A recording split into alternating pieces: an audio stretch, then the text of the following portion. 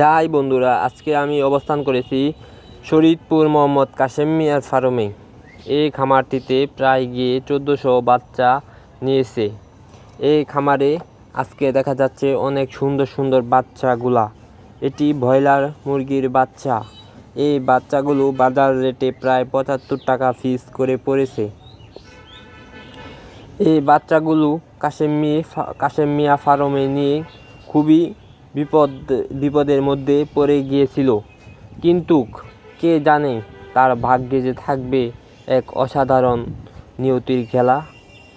হঠাৎ করেই বাজার, মুরগি যখন 20-25 দিন হয়েছে, হঠাৎ করে বাজার বেড়ে উঠেছে অনেক, যেই কারণে কাশেম মিয়া অনেক লাভবান হয়েছে। এবার এই বাচ্চা মুরগিগুলো বড় হয়ে অনেক লাভবান হয়েছে।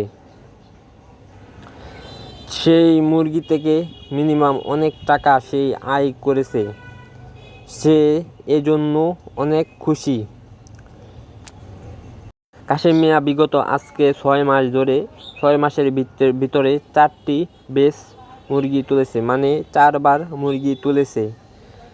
এই 4বার মুরগি তোলার মধ্যে 4বারই সে লস খেয়েছে, কিন্তু এবারও সে লস খাওয়ার পথে ছিল। কিন্তু হঠাৎ করে বাজার উঠে যাওয়ার কারণে এবার এই দামের বাচ্চা থেকেও সে অনেক টাকা লাভ হবে আশা করে সে।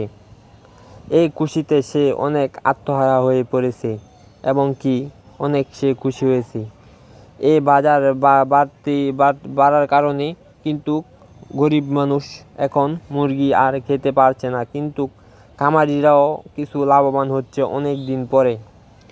খামারিরা বলতেছে বাজার আরও যদি বাড়ে তাহলে তারা আরও খুশি হতো, কারণ তারা অনেক বছর ধরে লস খাচ্ছে।